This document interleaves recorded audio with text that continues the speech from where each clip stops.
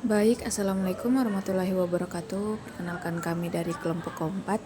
Di sini kami akan mempresentasikan sistem manajemen K3 atau SMK 3. Di sini kami akan mempresentasikan perusahaan yang kami ambil itu adalah perusahaan PT Antam. Dapat dilihat di sini ada nama kelompok kami. Langsung saja di sini kita masuk ke definisi sistem manajemen K3. Jadi definisi sistem manajemen K3.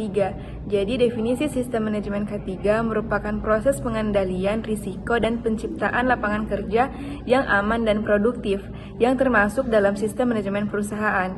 Dikutip dari Brisco 2009, data dari ILO menunjukkan bahwa setengah dari pekerja dunia dipekerjakan dalam pekerjaan yang berbahaya, risiko cedera, penyakit dan kematian yang sangat tinggi. PT Antam menyadari bahwa sumber daya manusia sangat berperan dalam operasional perusahaan. Sistem manajemen keselamatan dan kesehatan kerja atau SMK3 meliputi struktur organisasi, perencanaan, tanggung jawab, pelaksanaan, prosedur, proses dan sumber daya yang dibutuhkan bagi pengembangan, penerapan, pencapaian, pengkajian, dan pemeliharaan kebijakan K3 dalam rangka pengendalian risiko yang berkaitan dengan kegiatan kerja guna terciptanya tempat kerja yang aman, efisien, dan produktif. Selanjutnya, analisis penerapan SMK 3 di PT Antam Tbk. Yang pertama, komitmen dan kebijakan K3. Strategi perusahaan tetap berfokus pada bisnis inti perusahaan, di mana pembangunan menjadi dasar profitabilitas jangka panjang dan memaksimalkan output produksi serta meningkatkan pendapatan. Yang kedua, perencanaan K3.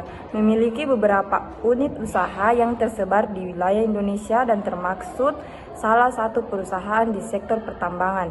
PT Antam Tbk menyadari bahwa ada potensi bahaya tinggi dan proses operasional pertambangan.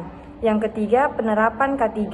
PT Antam Tbk memiliki komitmen khusus yang bertugas menangani sistem keselamatan pertambangan, pengawasan dan evaluasi pengelolaan keselamatan pertambangan, yaitu Komitmen Keselamatan Pertambangan Antam. Yang keempat, review dan evaluasi K3. Pengawasan terkait pengelolaan dan kelayakan saran-prasaran rutin dilakukan perusahaan. Pengawasan secara administratif meliputi persetujuan dokumen, laporan insiden kecelakaan, laporan pelaksanaan program K3, dokumen persetujuan, rencana kerja, laporan internal audit SMKP, dan pengecekan buku tambang. Yang kelima, peninjauan dan peningkatan kinerja SMK 3. Demi mencapai cita-cita, visi misi tujuan serta mempertahankan prinsip zero fatality, PT Antam Tbk terus melakukan upaya perbaikan seperti rutin mengidentifikasi bahaya dan risiko kerja, memberikan pelatihan dan pengembangan terkait SMK 3, meningkatkan komunikasi dan koordinasi seluruh karyawan. Baik, selanjutnya struktur organisasi. Unsur pimpinan direksi, unsur pimpinan atau board of direction dikoordinasikan oleh direktur utama dan dibantu oleh 4 direktur yang memimpin direktorat. Tugas dan wewenang direksi sebagaimana dinyatakan dalam anggaran perseroan dan dirinci dalam piagam direksi yang disahkan oleh komisaris adalah untuk mengkoordinasikan tugas-tugas fungsional yang menjadi peran unsur pendukung pada kantor pusat.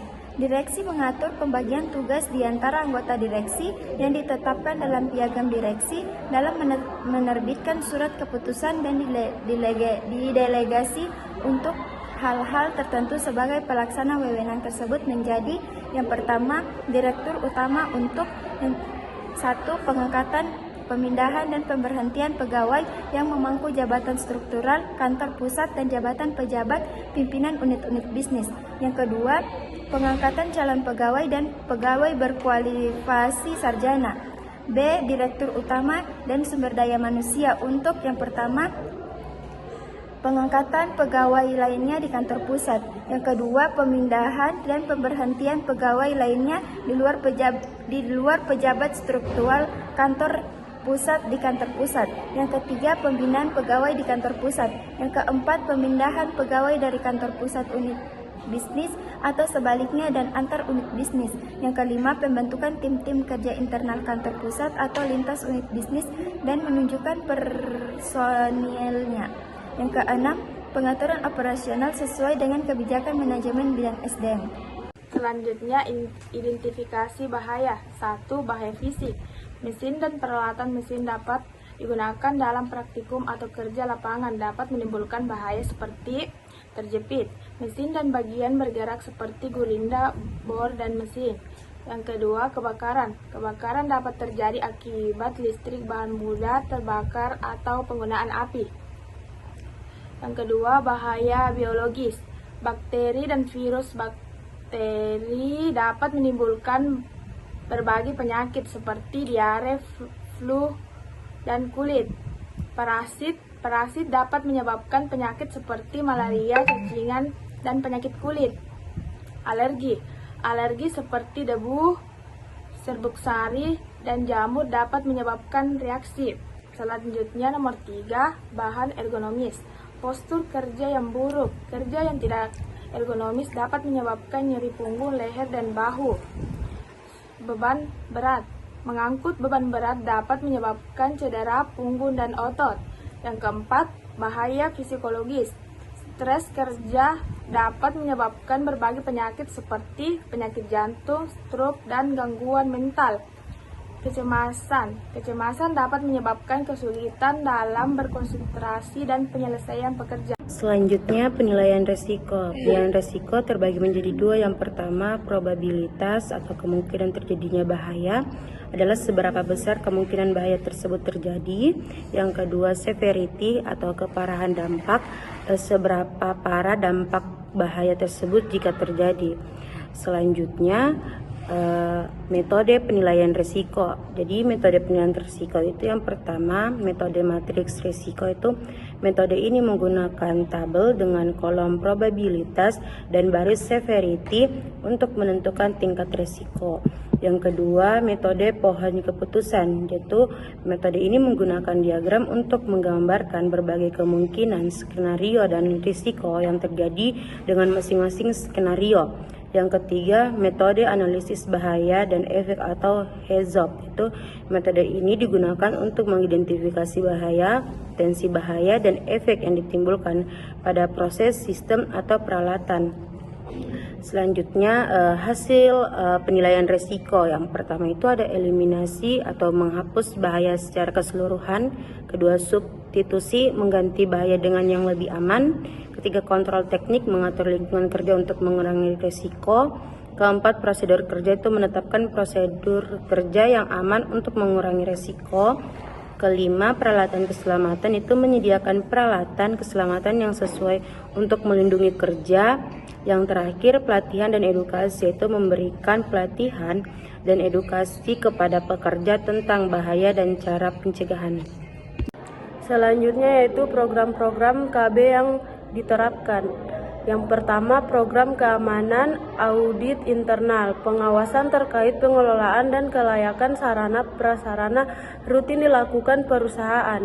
Pengawasan secara administratif meliputi persetujuan dokumen, laporan insiden kecelakaan, laporan pelaksanaan program K3, dokumen persetujuan rencana kerja, laporan internal audit SMKP, dan pengecekan buku tambang.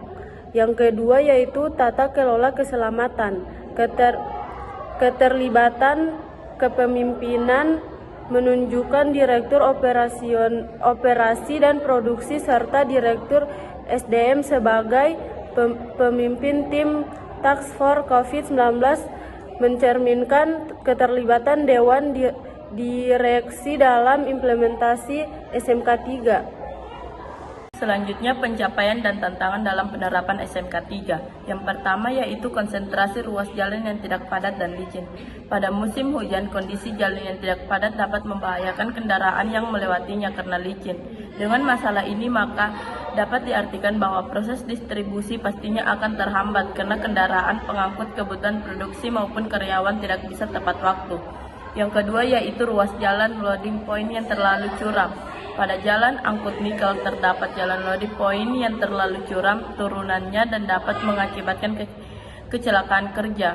Grade jalan tambang selain berpengaruh terhadap penggunaan bahan bakar atau konsumsi bahan bakar time juga sangat berpengaruh terhadap keselamatan jalan. Dengan grade yang tinggi dapat menyebabkan unit tidak mampu naik dan beban. Selain itu juga grade tinggi dapat menyebabkan kerusakan pada peralatan.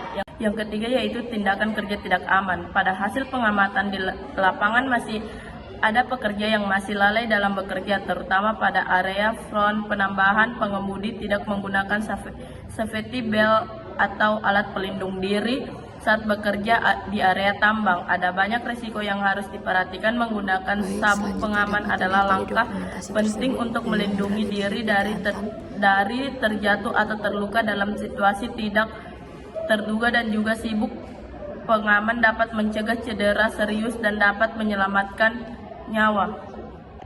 Di sini dapat dilihat dokumentasi K3 tersebut yang berada di PT Antam. Selanjutnya, kesimpulan, PT Antam Tbk telah menunjukkan komitmen yang kuat terhadap penerapan Sistem Manajemen Keselamatan dan Kesehatan Kerja atau SMK 3. Hal ini juga tercerminkan dari berbagai kebijakan, program, dan inisiatif yang telah diimplementasikan. Perusahaan juga sudah menyadari pentingnya SMK 3 dalam menciptakan lingkungan kerja yang aman, sehat, dan produktif bagi seluruh karyawan. Nah, melalui penerapan SMK 3 yang komprehensif, PT Antam juga berupaya untuk menciptakan tujuan zero fatality dan terus meningkatkan kinerja K3 secara berkelanjutan.